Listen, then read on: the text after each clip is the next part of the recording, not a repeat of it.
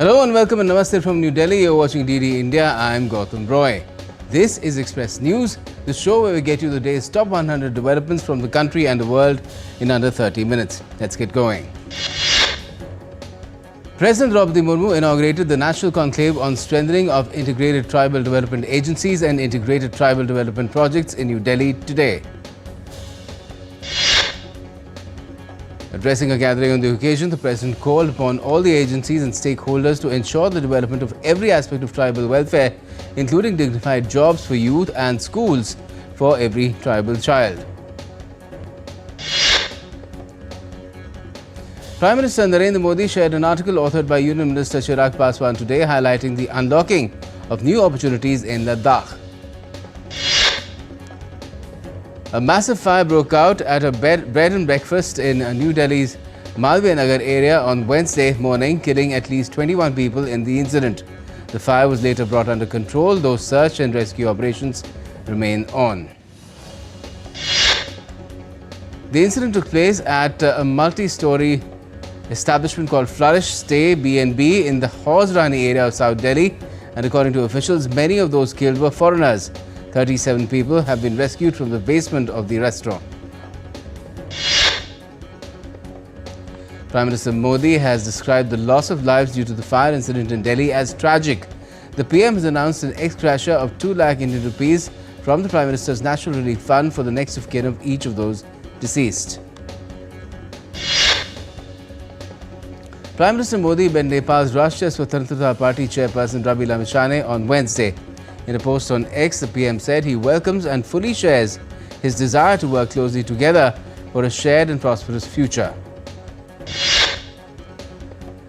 India's solar energy sector is setting global benchmarks, with the country emerging as the world's second largest solar growth market in 2025. In a post on X, Minister for New and Renewable Energy Prahlad Joshi said India has surpassed the United States in annual solar capacity additions, driven by strong policy support and world-class infrastructure. Deputy Prime Minister and Foreign Minister of Lao PDR, Thongsavan Phomvihane, will co-chair the 10th India-Lao PDR Joint Commission meeting with External Affairs Minister Dr. S. Shankar in New Delhi today. India's Commerce Ministry on Wednesday said that India is engaged with the US on the Section 301 investigations over concerns related to forced labour and excess industrial capacity. The Office of the United States Trade Representative launched 2 separate Section 301 investigations on the 11th and 12th of March this year, covering 60 economies over concerns related to forced labour.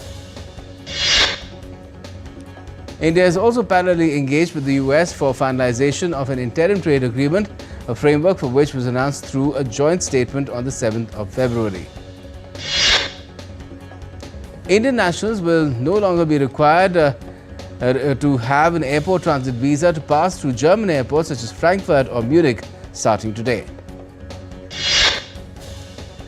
The German embassy in Delhi said in a statement that the measure is expected to ease travel for Indian citizens transiting through Germany and contribute to greater mobility between the two countries. The Defence Research and Development Organization has conducted a successful test of the anti-radiation air-to-surface missile Rudra M2. The missile is indigenously designed to neutralize enemy radar and communication assets. It was tested with the Indian Air Force from a fighter jet. A news report published by Bloomberg said that RBI may have sold gold amounting to approximately $12 billion. The Reserve Bank of India has emphasized that these reports are totally incorrect. And in this context, the RBI in a statement has clarified that the physical stock of gold remains unchanged at 880.52 tons as on date. The RBI also said that the share of gold in India's foreign exchange reserves rose from 13.92% at the end of September 2025 to 16.70% on March 31, 2026 and further to 16.85% as of 22nd of May this year. The Union Cabinet on Wednesday approved a one-time budgetary support not exceeding 10,000 crore rupees for oil marketing companies to provide ATF price stabilization support to scheduled Indian airlines for their domestic and international operations. In more business news, the Reserve Bank of India's Monetary Policy Committee began its three-day meeting today, with deliberations set to continue until the 5th of June, when the policy decision will be announced. India's benchmark index ended in the red on Wednesday. The Sensex dropped 304 points to settle at 74,346. Meanwhile, the narrower Nifty also dropped 78 points to 23,406. The rupee also weakened by 35 paise against the US dollars to close at 95.71. Gold futures maturing on the 5th of June was priced at 154,100 rupees per 10 grams on the multi-commodity exchange. Silver futures for 5th of July maturity stood at 265,500 rupees per kg on the MCX. Oil prices rose on Tuesday. Brent crude futures rose 1.6% to $97.56 US a barrel, while US West Texas Intermediate rose 2.76% to $96.32 USD a barrel. SpaceX plans to raise $75 billion in its initial public offering by selling 555.6 million shares at a target price of $135 US per share. The listing of SpaceX is widely viewed as one of the most consequential offerings in recent history, alongside artificial intelligence giants OpenAI and Anthropic. KPMG Australia said its chief operating officer stepped down on Wednesday as the scandal grew over a whistleblower's allegations that the accounting firm misused client information to win lucrative audit contracts. In international news, tensions have once again escalated in West Asia after Iran carried out a drone strike on a passenger terminal at Kuwait International Airport, wounding several people. In a statement on X, Kuwait's foreign ministry confirmed that killing of one person in the Iranian attack using ballistic missiles and drones at its airport. Kuwait has partially resumed flights while strongly condemning the attack targeting civilians and vital facilities in the region. Earlier, 2 Iranian missiles fired at Kuwait fell short or broke apart en route, and 3 missiles launched at Bahrain were immediately intercepted by the US and Bahrain Air Defense Forces. The US military also said that it successfully defeated a series of fresh Iranian missile and drone attacks in the Gulf and conducted self-defense strikes on Iran's Qasem Island. It said its military shot down 3 attack drones that had been launched by Iran towards civilian mariners who were rightfully transiting regional waters. CENTCOM said that the strikes also targeted an Iranian military ground control station on the Qasem Island.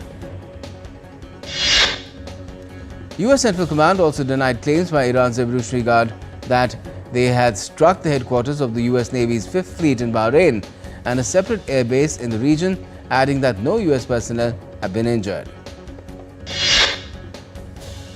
While testifying in Congress publicly, US Secretary of State Marco Rubio said that President Donald Trump's negotiating team has not offered Iran sanctions relief in exchange for reopening the Strait of Hormuz. Iran's Foreign Ministry spokesperson Ismail Bakai has said that Tehran and Washington have reached understandings on many issues and exchanges over a deal to end the war, but warned an agreement is not imminent.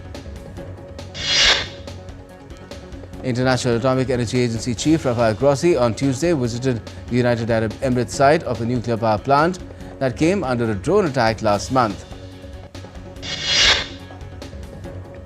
Grossi said that the Emirati authorities reacted very quickly to the attack at the Baraka nuclear power plant by shutting down a reactor because of the loss of external power.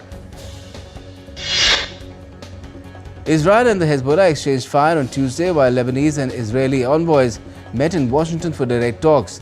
Lebanon reported Israeli strikes on around 30 locations across the south on Tuesday.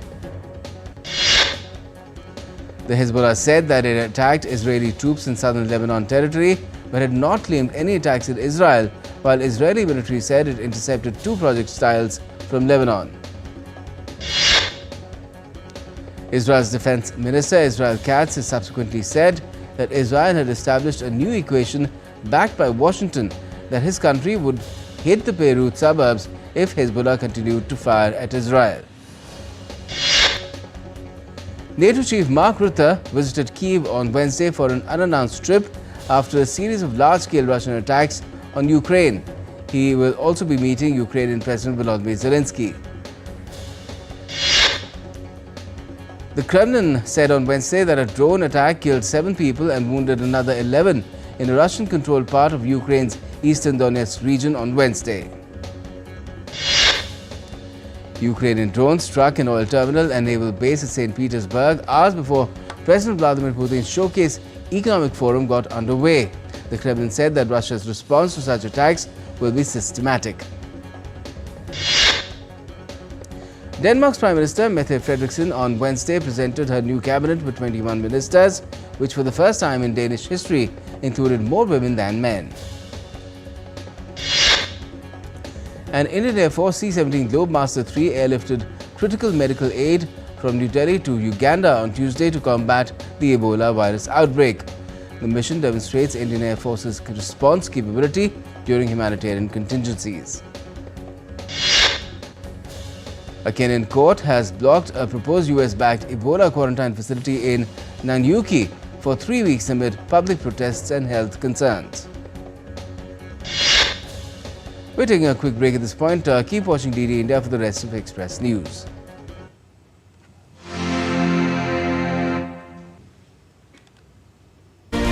Your Excellency, let's talk about your meeting with Prime Minister Narendra Modi. What would you say were the key takeaways?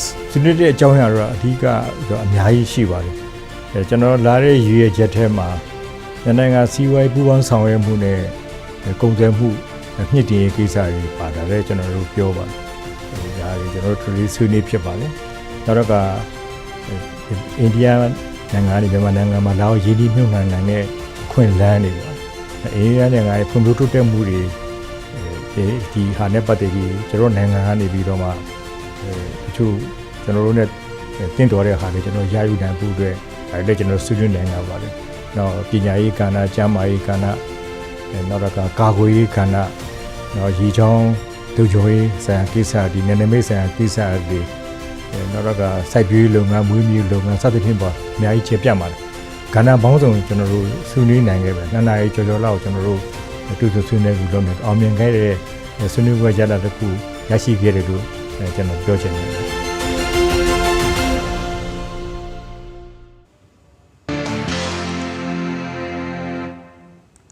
Welcome back. You're watching Express News on DD India.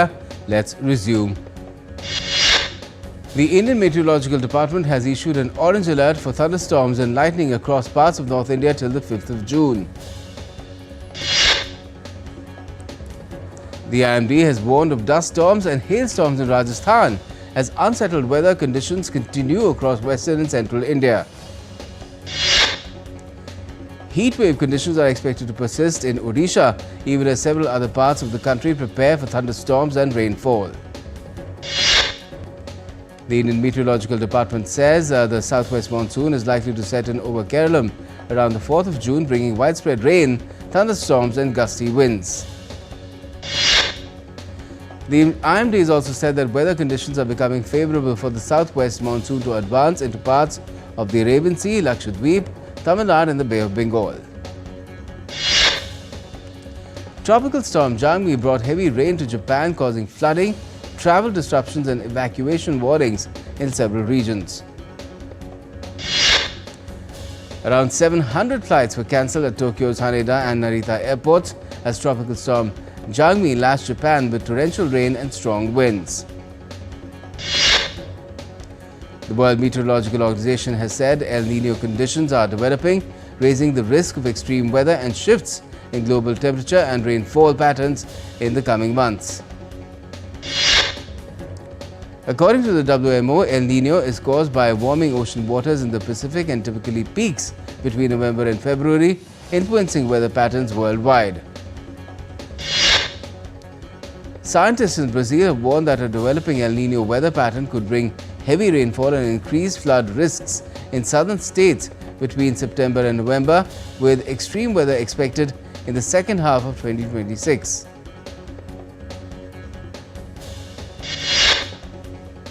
In other slices of life, the Inhotim Institute in Brazil is celebrating its 20th anniversary as one of the world's largest open-air museums. Now, it uniquely combines contemporary art and a vast botanical garden featuring over 900 artworks and more than 1,000 plant species, drawing visitors from around the world. Turkmenistan marked National Carpet Day with exhibitions at the National Turkmen Carpet Museum, showcasing rare handmade carpets and the country's centuries-old weaving tradition. Leading artisans were honored during National Carpet Day celebrations in Turkmenistan, highlighting the UNESCO-recognized heritage of traditional Turkmen carpet weaving. In Vietnam, musician Nguyen Ba Hoon has launched a children's music project featuring a duckling named Lim, blending education and entertainment through songs, stories and child-friendly visuals. A drone light show illuminated the skies over Taipei during Computex Taipei as thousands of exhibitors gathered to showcase the latest innovations in AI, computing and robotics. Japan's centuries-old Soma Nomai Samurai Horse Festival has been moved from July to May as organizers adapt to rising temperatures and increasingly harsh summer conditions. North Korea has opened a children's science fiction and inventions exhibition in Pyongyang, showcasing more than 340 models and innovations to mark the 80th anniversary of the Korean Children's Union. High-altitude rhododendrons are in full bloom in northwest China's Menyuan County, covering mountains and fields with vibrant colors against a backdrop of snow-capped peaks. Masjid Al-Qabilatan in Medina, renowned for the mosque as a mosque of the two Qiblas, continues to attract thousands of visitors and remains one of the city's most significant Islamic landmarks. A new AI-powered yoga coach has been trained using nearly 2.8 lakh images and can recognize 104 yoga postures, including Surya Namaskar, to help practitioners improve their technique.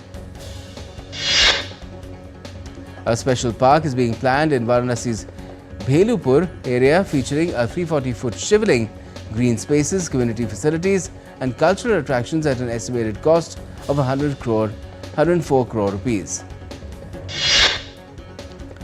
A waste collection drive has been launched in Kedarnath, with authorities urging pilgrims to deposit plastic and other waste at designated centers under the Carry Me Back campaign. Fishermen in Pamban and Rameswaram coastal areas have started using air balloon technology to help launch and land boats safely, improving efficiency and reducing operational risks. A tigress relocated from Maharashtra's Tadoba Andhari Tiger Reserve has given birth to 4 cubs in Odisha's Simlipal, marking a boost for the state's tiger conservation efforts.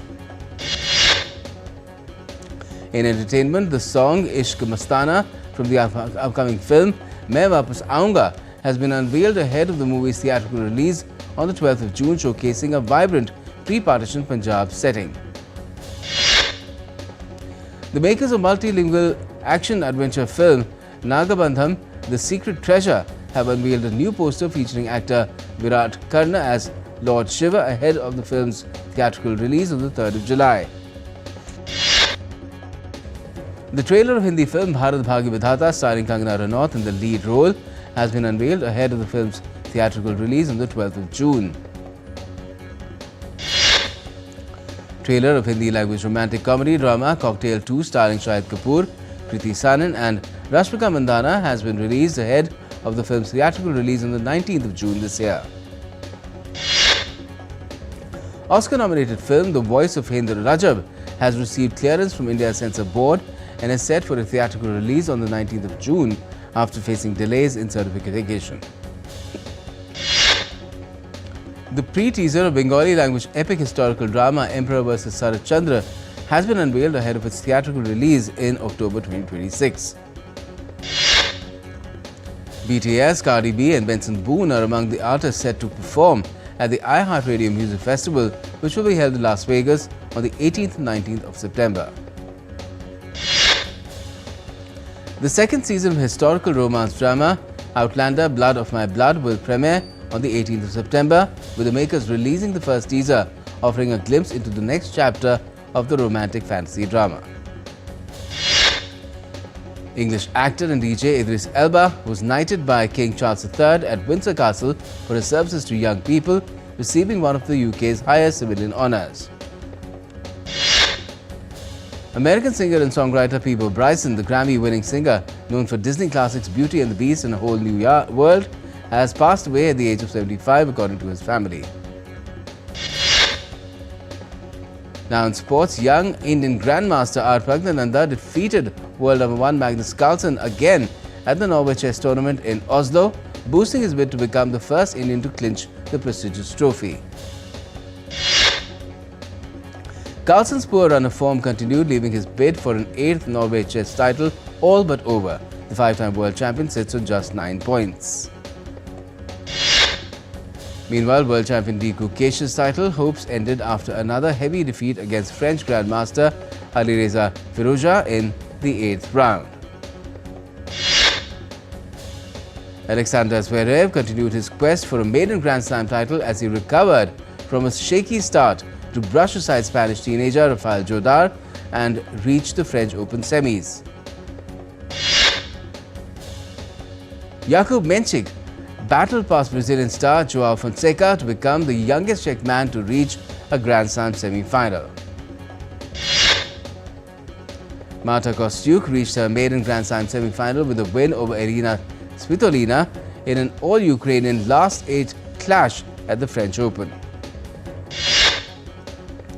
India will look to edge closer to reclaim the SAF Women's Championship crown when they face Bhutan in the second semi-final in Goa later today. The 2026 FIFA World Cup will feature 4 Indian origin players. They are Sarpreet Singh for New Zealand, Samuel Muthuswamy from the Democratic Republic of Congo, Nishan Velupillai for Australia and Tehseen Mohammed for Qatar. Several teams have touched down at their respective bases and have launched their preparations for the FIFA World Cup. Argentina trained for this week's friendlies against Honduras and Iceland. The Swiss squad has also arrived in the United States to prepare for their World Cup Group B matches against co-hosts Canada, Bosnia-Herzegovina and Qatar. Team England also held a training session at their base in Florida. They face New Zealand in a pre-World Cup friendly on Saturday. And the FIFA World Cup trophy has been unveiled in New York as part of the trophy tour. Less than 2 weeks before the FIFA World Cup kicks off, Toronto police made the largest seizure of counterfeit jerseys worth $2.53 million. India will tour New Zealand for a marathon all-format series from the 22nd of October to the 1st of December this year, featuring an unprecedented 10 white ball games and 2 tests. And the world comes together to celebrate World Bicycle Day, uniting under the official theme, Cycling for a Greener Future. And that's it for now as far as this edition of Express News is concerned, but for all the latest, keep watching DD India.